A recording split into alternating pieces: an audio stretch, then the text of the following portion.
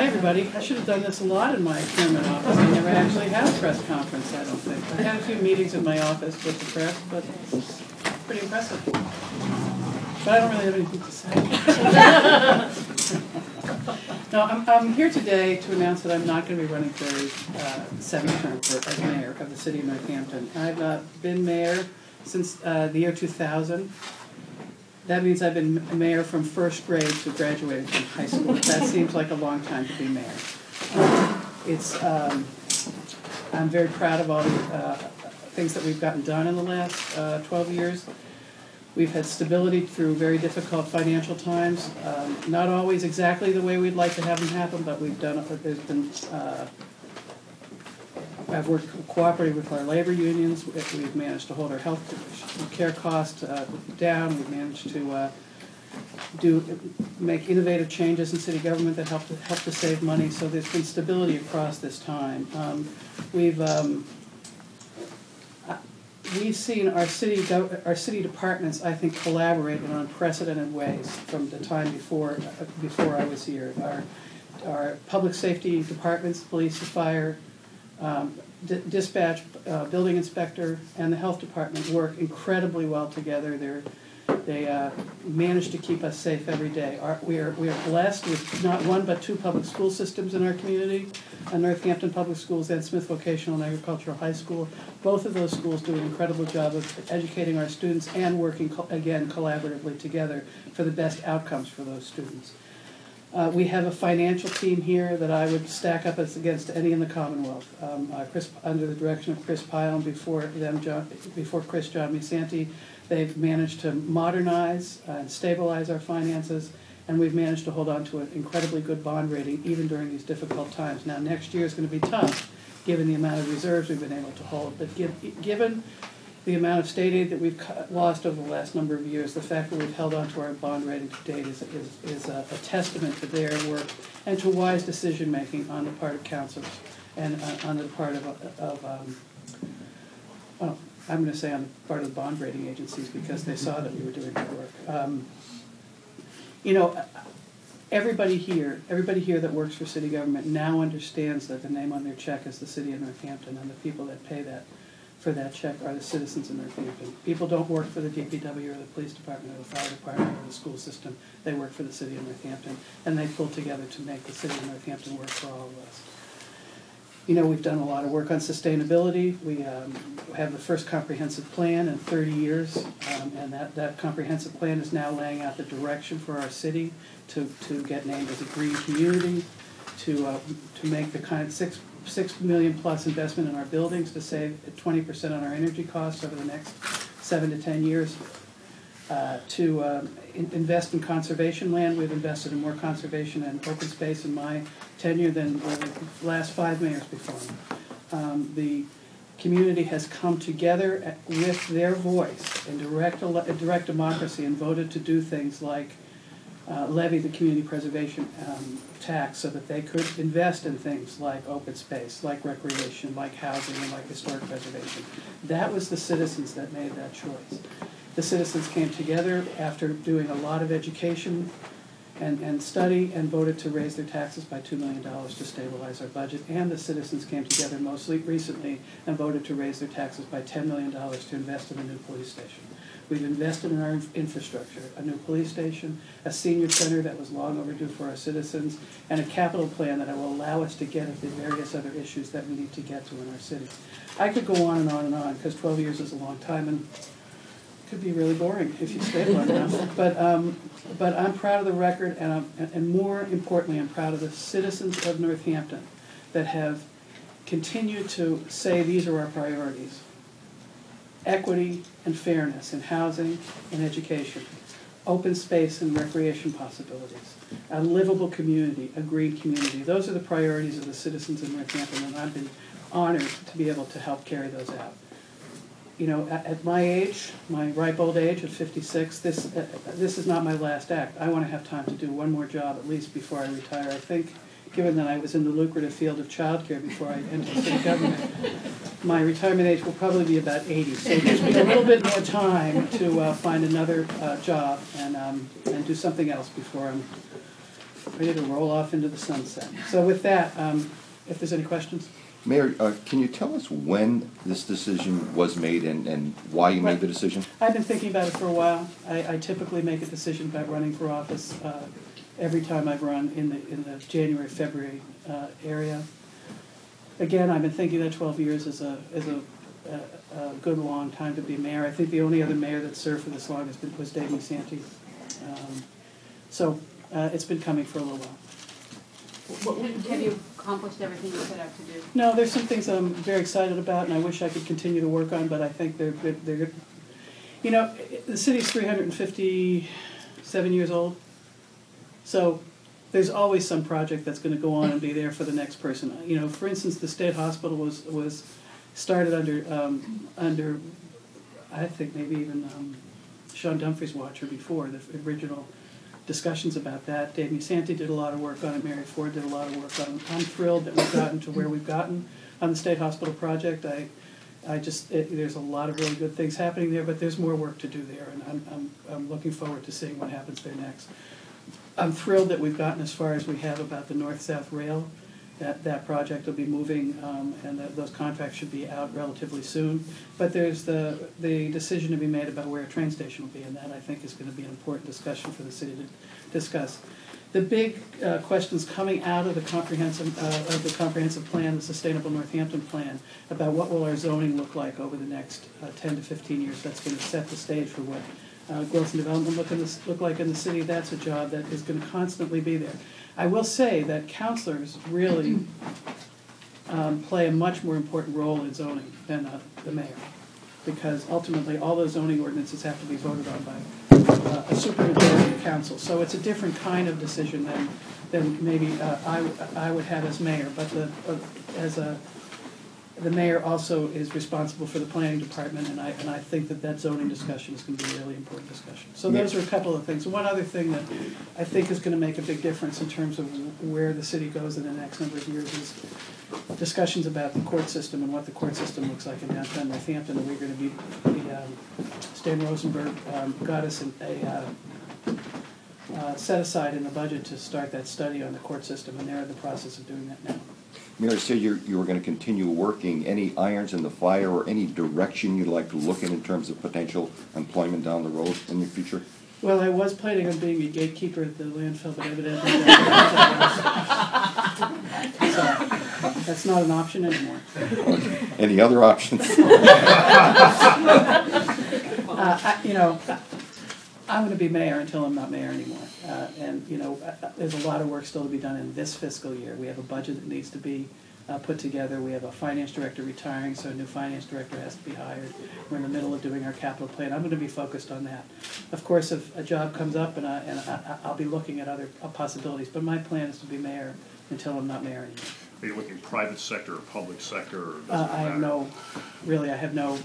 thought that far ahead. You've done a lot of work that's had an impact regionally in terms of your work in housing and other states. You served a term as president of the Mass Municipal Association. Can you talk a little bit about that work that you've done and what areas you think you've accomplished? Well, I was honored to do a lot of work, statewide work that I learned a lot from. I was the first woman president of the Mass Mayors Association. I was, as you mentioned, president of the MMA.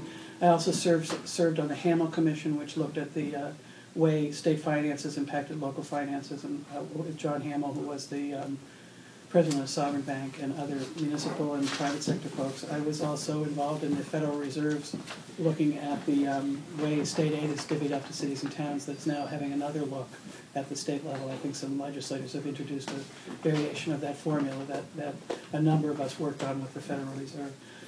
And I enjoy that work, and I enjoy work in municipal finance. I think it's there's a lot of misunderstanding about municipal finance, and one of the things that I tried to do here, and I know there's some councilors in the room that worked with me on this, was to take the intricacies of the city budget and take it out to the neighborhoods and walk through the issues of the city budget with citizens in the community. And I hope, I know that was helpful, and we've also tried to use the web to get that information out to people about the intricacies of the city budget. You know, we're in a time right now where public employees and public service is under assault. And there's an idea that people who work in public service in some way are in it for themselves, or are getting undue or unwarranted compensation for what they're doing, and I don't think either of those things are true. And I think it's important to demystify the way public finance works so that people understand exactly how that is. You know, our city employees here pay more into the pension system than they would pay if they were on the Social Security system in any one of the places that you as private sector employees are working. The city also pays what would be the employer's share, in a sense, into the pension system. Unlike Social Security, we're scheduled to be fully funded in our pension system by 2028. If you're in the Social Security system, you're pretty sure it's never going to be fully funded. So there's some need to demystify some of these ideas about public service, about the role of public service and the salaries and benefits that people have here. We have 14 unions in the city of Northampton. I have not always agreed with everything our unions have done, and I'm sure they have not always agreed with everything I have done, but I have no doubt that those unions care about the citizens of the community and about their coworkers and are trying to do the best for our community. And as evidence of that is the collaboration that we've had on trying to keep healthcare costs down. The city of Northampton, as a percentage increase in healthcare, has done better than many, many other communities statewide. Mayor, over these last 12 years, is there an achievement, accomplishment of which you're most proud, and is there a legacy you wanted to leave as mayor of Northampton over this last 12 years? Well, I'm getting out alive, right? And, you know, relatively sane, too. I'm really proud of the achievements in the affordable housing area, preserving the housing at Meadowbrook, the increase in the number of scatter site housing we have across the city, and then the growth at the state hospital that includes a significant number of affordable units has been important to me. When I moved to Northampton when I was in my early 20s, you know, this was a place where people of many different income levels could live, and that's become harder and harder for people to do. So the commitment to affordable housing that not just I've had, but the citizens of Northampton have had is very important to me. And I talked about that the very first time I ran for office in 1994, so that's been a consistent theme. And then the other thing that I'm very proud of is our commitment towards the environment, whether it's acquisition of open space, or whether it's our approach in terms of becoming a green community, looking at our energy use, looking at the kind of buildings we build. The police station being a LEED certified building, the senior center a LEED certified building, looking at those kinds of issues. That's been also a legacy I feel very strongly about. And finally, well, it doesn't always seem that way. I believe we have opened up government here to an unprecedented level. We've won a website award from Common Cause for the accessibility of our information. We put salaries and contracts on the web. Our budget is on the web. I meet regularly with citizens groups and with constituent groups in the community. So I think we've opened up government in a way that's been very, very helpful. Mayor, I saw Dan Crowley's hand up, and then I'll go to you, Mr. Reed. are you supporting anyone as the city's next mayor? There's only one candidate, and I will not be supporting him. Okay, and any words of wisdom or any qualities you think are required for the city's next mayor? I think it's really important in the next mayoral race for people to keep their eye on the ball. Mm-hmm. The issues are that people in the city need to know that they're getting quality public services, that they're protected, that their children are being educated, that we recognize that there's people that are living in the woods and living under bridge abutments and need places to live. We have 26% of our children in poverty, and those children need assistance. We have a food pantry at the Survival Center that has customers every single day. Let's keep our eye on the ball and not get distracted by petty political squabbles. Mr. Reed. Speaking of petty political squabbles, the one candidate... I just tried to rise us above that. Well, are you concerned about the level of discourse and political divisions in the city? I mean, I know over the years, because I covered it during the 90s, when you first came on, we were at times it was awful back and forth, finger pointing and all that kind of stuff.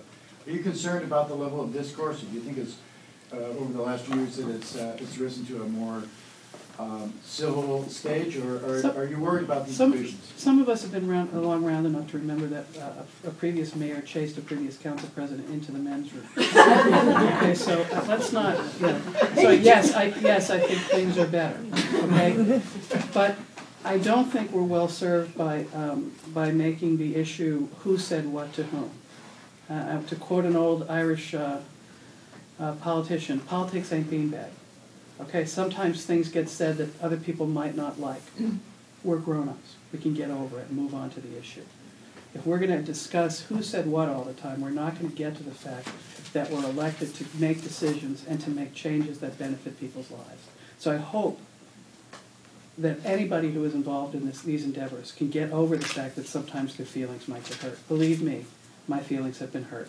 If you want the name of my therapist, I can give you talk to my therapist. I guess that would be in violation of it. But the reality is that people's feelings sometimes get hurt, and we need to get over it because we're passionate about these issues. Right. And when you're passionate about issues, sometimes you say things in a firm and strong way. So what? And just to follow up, the qualities that you think a mayor should have to bring, the city together, work with all the departments. I mean, when you became mayor, you had not been mayor before. You had been a city council president. It's a totally different experience, and maybe there was something that you learned that you could pass on what you think the next mayor, qualities that mayor should have.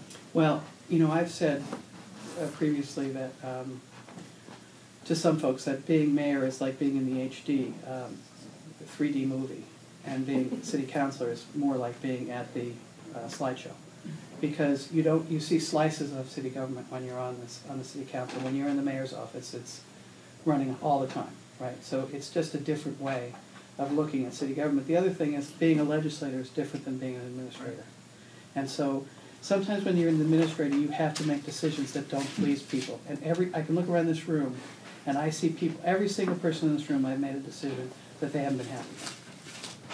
Every single person, maybe even you, Dave. And but that's what administrators have to do.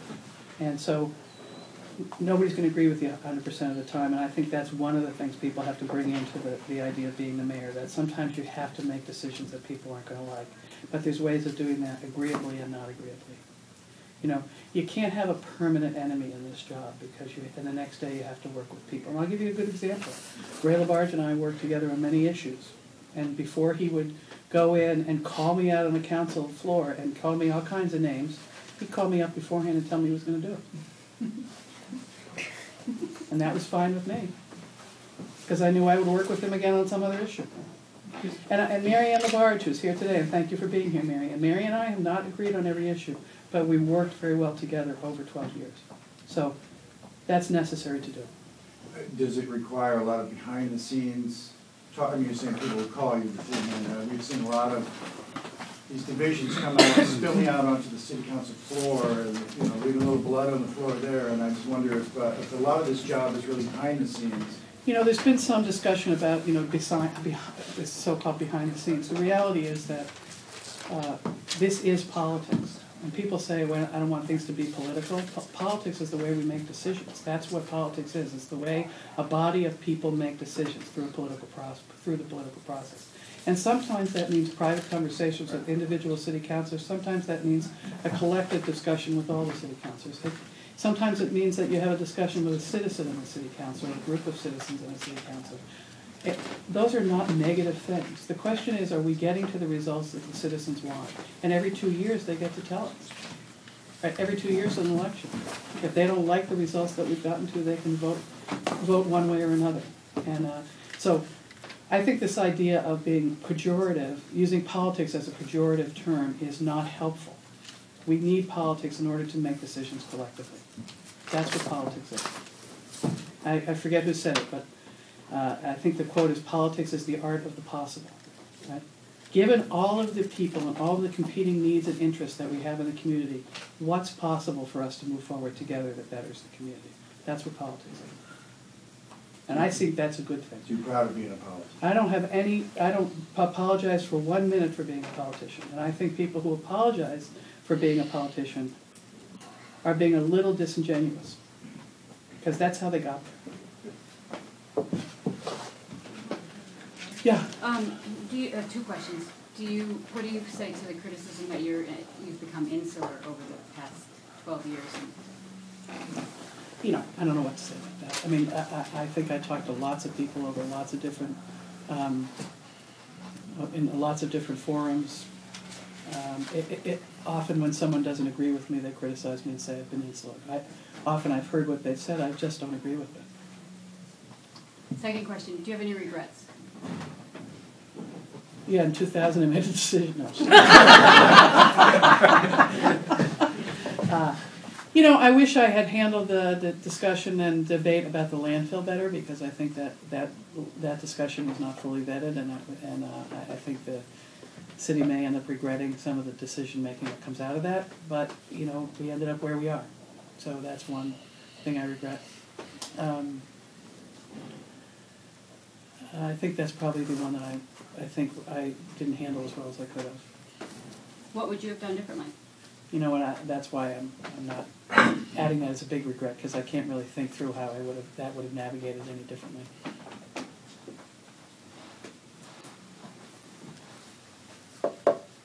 Do you think that now that you're not running, it'll free you up to do some things that maybe you were a little bit more cautious about? No. I mean, I don't think I've been particularly cautious. Okay. I think I put out the things that I think that are important.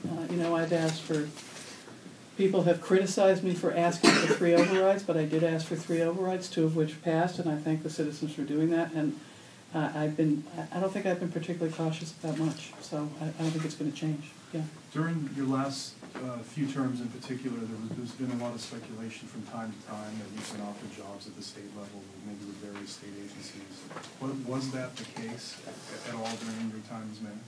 And did you decline those offers? I had conversations about jobs, but I never took a job. Never seriously did. Did you have offers? Not a specific offer, no. I like working for the city. I like working in local government. And I'd like to look at working in local government. Mayor? Yeah. You're also replacing, in the process of replacing the finance director. Right. The city's looking at losing the 2 top finance people. How is that search going? We have applications in. We're in the process of putting together the screening committee, and we'll be making a decision, I would say, within the next month. The next couple of weeks, actually, probably. That's got to be almost as important as the mayor's job. Probably more. Really good. I'm just a figurehead. Well, you're a detailed person. You know so much I'm about... a detail figure. Intricately carved figure. But, I mean, that may be your most important thing when you're going out the door, trying to find out who that person is. Yeah, you know, I'm going to be making decisions right up to the day I'm out the door, and then those decisions need to be made, and the citizens have elected the mayor to do it. And I know, I expect that there will be people saying, well, you know, you're a lame duck, you shouldn't make those decisions because somebody else is going to be there. But I'm the one who got tapped to do it, and I'm going to make those decisions, including hiring that person. And of course, in our form of government, the mayor appoints the finance director, and that person is confirmed by council. Good luck. Thank you. I have a question too. It seems like the state budget troubles have been a part of your administration. Yeah. More than maybe other mayors. Do you think that's true? We've had a long series of cuts here. I'd say 2001, I think, was our only year that we didn't have to make some kind of cuts. And even when the lottery money was restored, we didn't get all our education money back that year. So, yeah, I think we've had pretty stormy relationships with state government. And I think our school support has gone from 36% of our state, from supported by the state, down to 24% supported by the state. It's a ongoing concern, but, you know, again, we're not insulated from the rest of the state, and quite frankly from the rest of the country. If you look at the budget discussions that are happening across the country, many of those have to do with state aid to local governments, New Jersey and Wisconsin in particular. So, you know, we're in the same kind of boat that everyone else is in, and what I'm proud of in the city of Northampton is people have pulled together and tried to make it work despite those kinds of draconian cuts from the state level. What did you tell the department heads when you met with them earlier? I told them to get back to work. I'm taking names. You must have had a... Well, you know what? I actually thanked them. I said to them that I've been honored to work with them, that I've learned something from every single person that was in that room, that it's been my pleasure to work with them. We have an incredibly dedicated group of department heads and of employees across the board. That I have 3 tests for whether or not I want to be working someplace. And first, I have to get a laugh a day, and believe me, I get more than one in this place. Number 2, I have to be learning something every day, and I learn something every day in this job. And much of it I learned from the department heads and from the citizens of the city of Northampton. And third, that I have to feel like I'm being of service, and I certainly did that in this job. And a lot of that was due to the collaborative working relationship that I developed with the department heads, and more importantly, that the department heads developed with each other. That cross collaboration between all our department heads, I think, is really phenomenal, and I'm really proud of all of them, and I thank them for it. When Mary Ford announced she wasn't running, she said she had achieved 75 to 80% of what she wanted to. What would you say that would be for you? I don't really have a metric that way. I'm not a metric gal. I mean, I think I've achieved a number of things that I've wanted to. I think we've moved the city forward in a number of areas.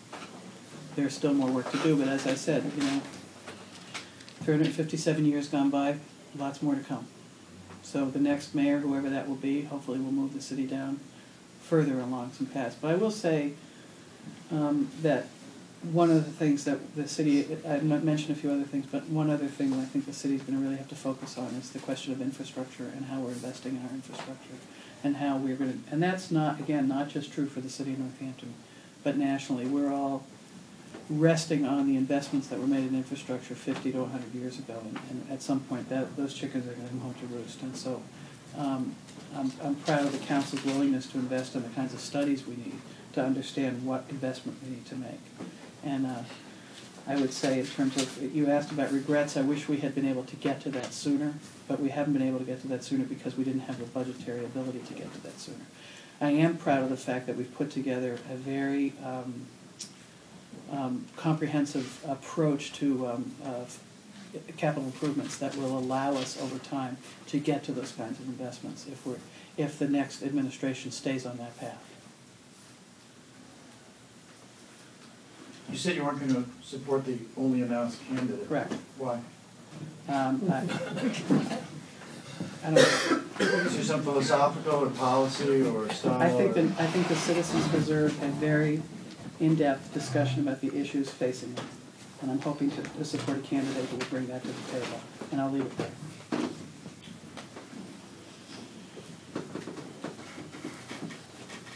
Yeah. Are you feeling a sense of relief right now in the Yeah.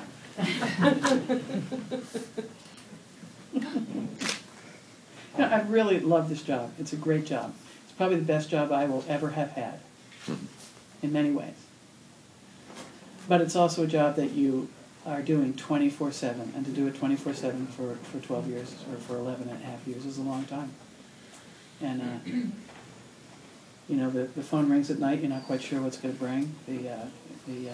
At some point it would be nice to shop anonymously at a grocery store. So there's ways that I'm feeling relief about that.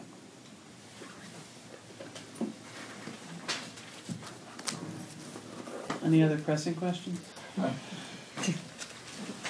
Thanks very much for being here.